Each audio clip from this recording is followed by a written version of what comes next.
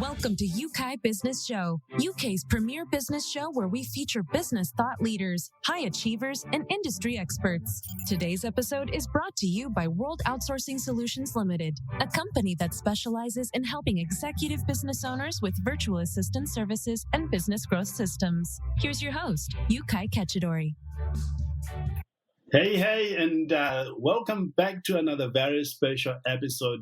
Guys, you are in for a treat because my guest on the show today is somebody who walks the talk.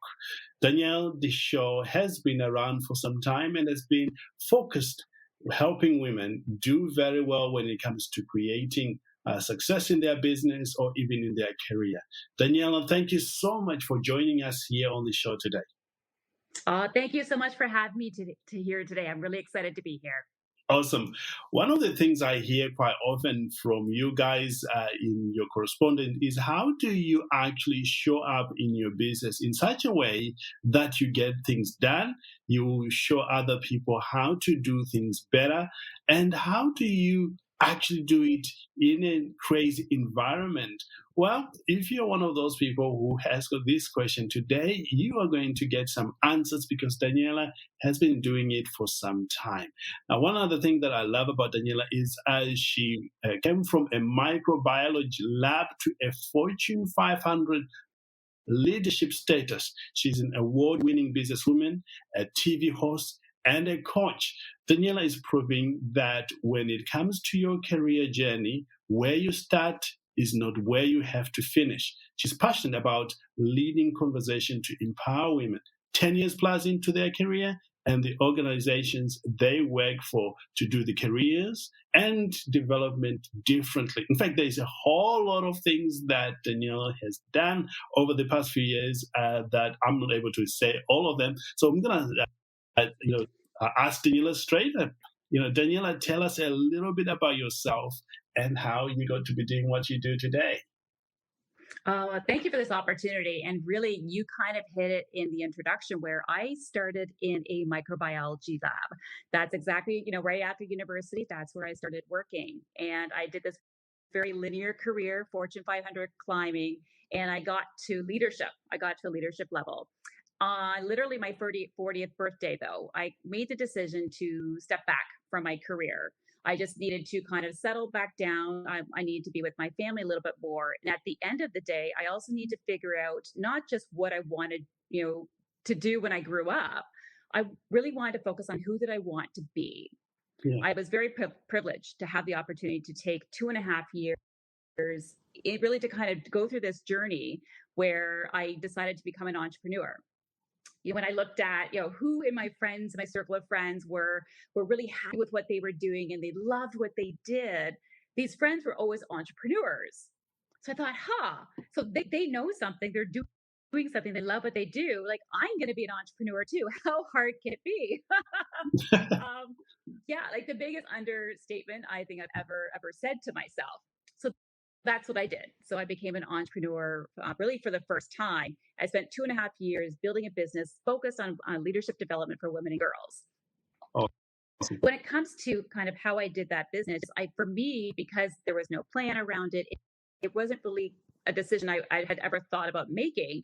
I had a lot of struggles. I had some successes and some great wins, but at the same time, I felt that something was missing. And so instead of always trying to kind of get my grip, I made the decision to return back into the workforce. I have a manufacturing background, so I returned back to the workforce. And when I made that decision, it opened up and provided so much clarity as to exactly what I wanted to do for a business, who I wanted to help. And at the end of the day, that was the catalyst for me, really pitching and now community producing and hosting this TV show. Awesome.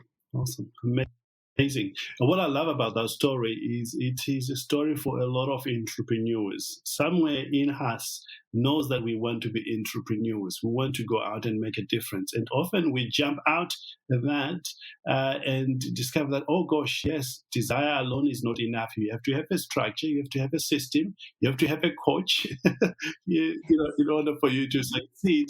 And when you incorporate all these things, you become a second time around, just like you. Yes. And you learn the beautiful thing about being a second time around entrepreneur is that you've got all this experience now. So I know a lot of what not to do. And I'm much more open to trying different things. And like you said, yeah, you just learning and getting coaches and just really stepping out there in a different way in your business. Amazing. Absolutely amazing. So tell us, one of the things that you perhaps discovered during the second time around or launch was how do you show up? Talk to us about your discovery around this area. Mm-hmm. So for me, showing up, it really means two different ways. So there's, kind of showing up externally and how other people are seeing you in your business. And that comes down to things like, your branding and that visual that you're putting out there on social media and the internet. The other piece is around presence is like, how are you showing up internally? And how are you seeing yourself as a business person, as a coach, as an entrepreneur? And because to me, that's what drives the ability for you to, really be clear in your messaging, to have a strong voice when you're speaking and connecting with your audience, and at the same time, having the confidence to keep moving forward and really kind of growing your business. Yeah. Yeah, amazing. I know this to be true for myself. When I got started, I wasn't sure as to how I wanted to show up. But the more I network with some high achievers, people who were doing better than I was at the time, the more I had an idea of how to show up. But at the end of it, I had to make it work for myself, be authentic, and create a persona that I want, that is genuine, that I want the people I do business with or I do life with to know, respect, and do life with, really, pretty much. So let's talk about very briefly, what people need to look out for when it comes to showing up successfully. Mm-hmm. But I think the first thing is really kind of starting to look at, when showing up, who do you want to be, and doing almost at that inner work first. My first time around as an entrepreneur, I'm a corporate background. I wear high heels, and that's who I am. Awesome. So yeah, I'm a corporate girl. I wear like nice dresses. I wear shoes and heels. And I remember walking into different networking events and not seeing anyone who looked like me at the events. Over the 2.5 years, I had, many opportunities to have conversations with people who basically said to me, you look different. Maybe what you can do is look around the room at what everyone else is wearing and maybe dress a little more like them if you want to be an entrepreneur. I thought, well, but that's not me. So I tried it and I was so uncomfortable. So I was showing up at different events, really not even looking how I was authentic and feeling authentic. And I was just very uncomfortable, which made me not want to, develop relationships or really get other people to other people to know me, because I wasn't comfortable with myself. Yeah. That's definitely something I learned from the first time around. So that now, like for me, like the shoes, they symbolize a lot for me, just beyond fashion. But for me, like that is my staple for me. Like that's when I am feeling my best. So when I'm going into any kind of networking event, even if it's online, doing this podcast, I've got heels on. Like I'm dressed the way I love to dress. Awesome. And that's exactly authentically who I am. Awesome. And I find that it impacts, the clarity with understanding who I am, how I'm speaking, and how I'm authentically connecting with others. Not only that, Danielle, is it gives you the confidence, and that confidence comes through when you're communicating with others, that you know what you're talking about. I find in communicating with some of the business owners, they know what their craft, but when it comes to communicating it, there are areas of their lives that sort of chip away that confidence. And one area is they are not very confident in their identity, or perhaps in what what they're trying to put across. So, show up as authentically as you can be. That will boost your confidence, which will come through in your voice or in your way you carry yourself. So, absolutely, go for it. Yeah, exactly. And you have to be who you are. Like if you're struggling to figure out who you are, then your customers and your clients are going to be struggling to figure out who you are. And it means that your messaging is going to be off, because you're not always going to be talking exactly to your ideal client or customer and connecting with what they really truly need, because you're trying to figure out what it is that you're trying to say. Yes, yes. Amazing. Absolutely amazing. What are some of the mistakes perhaps you've seen people who want to show up successfully make? Yeah. So one thing I've seen, so as the TV host and hosting the show, I get to see a lot of different entrepreneurs coming on, and I love supporting women entrepreneurs. And really, they're from either startup, they are still having a day career and having this side passion, or they're CEOs of a business and they've been in business for a really long time. One thing that I'm constantly seeing, and when people are being successful showing up, is that there is a consistency in their branding. There is Right. consistency in their look. So if you follow them on social media or you go to their website, like the font, the colors, just there's just something that when there's this consistency, it's a cohesiveness. I get very familiar, like what to expect. There's nothing that's unexpected. And I see a lot of say newer entrepreneurs who are just starting out. They're trying to figure that out. They're trying to figure out what they want to look like, that presentation, that external presence. And sometimes you'll see it switch up a little bit, and that's okay because you're exploring it. And it's nice to see when they kind of like fit, like when they find that style, that look that they're looking for, and they're consistent in it. You just kind of see them take off. There's this whole other different confidence and presence that you see with them online. And at the end of the time, you see them communicating, connecting in a different way, because I think they found out who they are. They're comfortable with how they're putting themselves out there, and then to me it shows in how they're posting and how they're connecting and how they're responding to comments on social media. Yeah. Yeah, amazing. And more so, that's why I recommend, in fact, I know my listeners know this, I talk about it all the time, is you need to have a coach who can look at what you're doing and pinpoint those loopholes that you may not be aware of. So I'm glad you touched on that as well. One of the things I love about you, Danielle, is you live by this rule of ones. Are you okay to talk about this? Yes. I find it useful personally, and I would love people to learn about that. Let us into the secret. So the secret around the rule of ones, it's something I had to develop for myself. So Yeah. having a day career and then having, producing and hosting the TV show, and then now starting up this business as well, coaching, to me, and I have a family. So there's only so much time in a day, and we can never truly manage time. We can only manage activities. So a commitment I made to myself when I started doing all of this work is I came up with this rule of ones. And the rule of ones is, what is one action that I can take, that will get me one step closer to my goal and being 1% better every day? Awesome. So it's just one. So what's one thing I can do? If it's one post that I can get out, if it's one connection, if it's one conversation I can have, keeping it very simple for myself so that I don't get the overwhelm. Yes. And that I can make sure that I'm constantly moving forward and feeling like I'm moving forward. Yes, yes. I like this so much, because in this world, there's a lot of things vying for your attention, and you've got family on one hand, business on the other, and you've got, if you're like me, you're putting fire off somewhere, with your clients and the rest of it. But knowing that I just need to complete one thing simplifies the whole game for you. Yes. And for me, it just helps to, what is the biggest priority that I have to work on today? Because I don't know about you, but for me, sometimes just ticking the boxes on a piece of paper. I'm still a paper girl.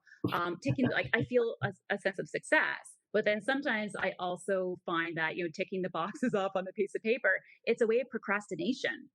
Yes. And I can say, yeah, I did one little post, but really I've got a proposal that has to be done. And the proposal is more important to the business than the post. So it's really helped me to also be able to prioritize and make sure I'm focusing on what it is I need to do for that day.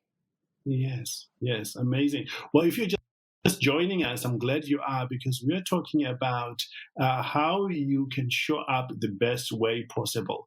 And we've just covered the rule of one, which I think if this is your action item, this is what you want to put in place today. What can you do today? Just one thing that can move the needle for you. And I think if you can do that, well, I'm going to do it myself because I find this fascinating. I've done it in other areas of life, but I think when it comes to business, when you can focus on that, the results you're going to get will be enormous. In fact, you'll be surprised at the end of the year that just focusing on that little one thing, not so many, but one thing, and do it with the absolute presence that you can master, you are going to reach success. Daniela, moving on with that, you as an entrepreneur, what one activity have brought so much success in your business, perhaps as a TV host or as a coach, or even, just running a business? Oh, wow. That's a great question. Just what, wow, it's the greatest success.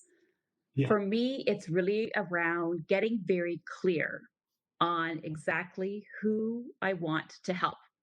And I think that was something that I struggled with the first time is, I want to help women and girls, and this is great, but that's still a really a broad scope. And for me, it was just kind of really working with a coach, getting very clear and honestly I had to keep asking myself the hard questions, why, what, who is it that I want to help and why, and keep digging. So I have a process background, I'm manufacturing. So I'm big on process analysis and root cause analysis. So using this 5 why technique around, really helps me to get to that root cause. Mm-hmm. So it was, who do I truly want to help? And then why I want to help women? Well, why? And then you start digging down, and I got really, really clear this time around on who it is that I really want to connect with, which really for me has just been a game changer for me because it's given me the confidence to know how I need to talk, how do I need to connect with my audience, how do I need to show up externally and internally as a coach, and then externally to the business, to my audience. So for me, that has been the biggest change and shift that's been positive in my business. Yes, amazing. Oh, I can second that. Gosh, because once you're clear on who you want to help, when the not so right person comes along, you can gracefully say, I'm sorry, I'm not for you. And that will save you enormous amount of time and headache along the way. I'll tell you a story. I agree. And I think too, as things, okay. I'll tell you a quick story. When I started my outsourcing services, I was just helping, taking anyone who wanted a virtual assistant into my business. Gosh, I ended up losing probably 6 to 8 months of wasted time because I ended up having the wrong type of clients in my business. To onboard them was easy, but to offboard them was such a nightmare. And I ended up losing money as a direct result of that because I had to refund some of those customers. But once I got absolutely clear as to the type of clients I wanted to help and how I was going to help them, it was very easy to say, no, thank you. You can keep your money. We are not going to be able to help you long-term wise. And the people respected me for that. Over to you. Mm-hmm. Yeah, it's huge. And I think too, when things happen and when you have to start pivoting your business, I think who your ideal client is, it can change and that's okay. But it's always, you have to be very clear is especially when you're shifting your business or adding on to it or expanding it, knowing who it is that you want to help. So I think, it just helps with efficiency. It helps to save money. It helps to save time. At the end of the day, your clients and customers are much more happier because you're able to serve them better. Absolutely. Absolutely. And for those perhaps who are still finding it difficult to narrow down who they want to serve, do you have any advice on them? I know you talked about your 5 why technique. Is there anything else that they can do to really narrow it down to their specific target audience? Mm-hmm. I think for me, how I work the process is you start big and you start almost visualizing a funnel and you start narrowing it down and you're kind of getting all these ideas. So kind of another technique is just to brainstorm. So get in a really good mood, play some music, getting that really kind of high vibration, and then just start brainstorming. Who do you want to help? And just write out all the characteristics of the person that you would want to help. And then from there, you can just start identifying, well, what are the characteristics that maybe you align with the best, you connect with the best, or it's the best challenge, and then you start really, that's another way, in a very visual way as well, to start identifying who that ideal client is. And then in that whole process, you've identified really what their characteristics are. So kind of the languaging that would work best for them. And you've done it kind of all together in one package. And you've done it in a very positive state as well, really looking at the outcome and the solution first, and then working backwards. Yes, amazing. Absolutely amazing. You are sharing some gold nuggets here. I wish somebody had shared this with me right when I got started. I would have skipped a lot of headache along the way, but thank you so much. Danielle, I want to talk to you as an entrepreneur. Right now, a lot of entrepreneurs are having to face a different type of a struggle. One perhaps to do with the current changes we are facing globally, and some of them are just changes in the marketplace. How do you, as an entrepreneur, keep yourself above all this tide? Oh, so you're talking about how do I not get in and get kind of sucked into what's happening and keep moving forward? Correct. Okay. So for me, I found, say, last year when really for me in Canada, my province, we shut down, what I found was really important for me was I consistently had to have goals.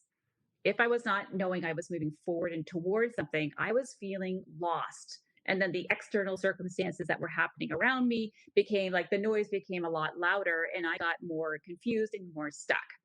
Yeah. When I made this switch to really defining what are the goals, again, the big goal I have, and then what are the one thing I can do every day to keep working towards it. Having that goal, it may be, I don't know, it's kind of like when you're booking a vacation, you're really looking forward to it. I kind of treated it like that. Like this is the goal and I'm looking forward to it. So it helped to create some intrinsic motivation. There was an excitement around, achieving the goal. I would celebrate when I achieved the goal. And for me, that was huge to keep moving forward and not feel stuck.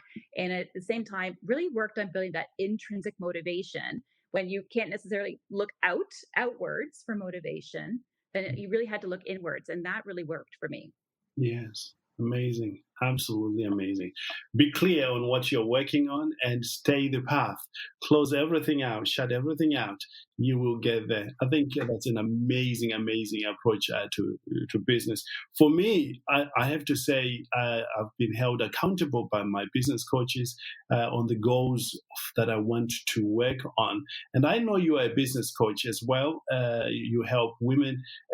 For those who wants to work with you, Danielle, where can they find you?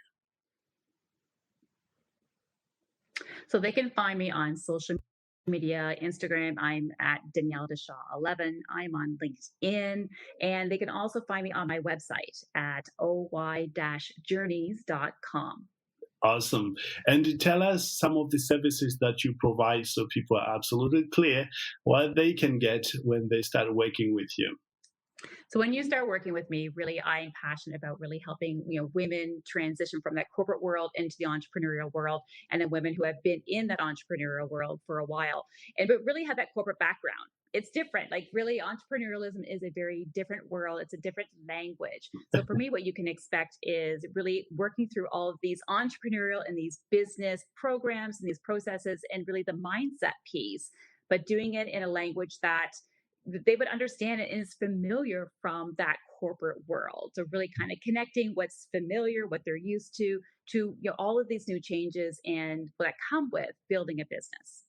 Yes, amazing.